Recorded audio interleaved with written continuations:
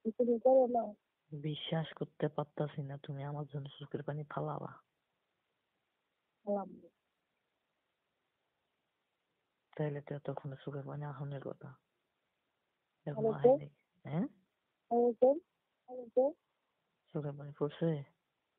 ভালো তো, ভালো তো যাবি, তুই বাড়ি। কি? আমাদের অনেক ভালোবাসি না। তুমি আমার অনেক ভালোবাসো? আমি তোমায় ভালোবাসি। কিন্তু তুমি জন্ম নিয়ে ধরে ভালোবাসো।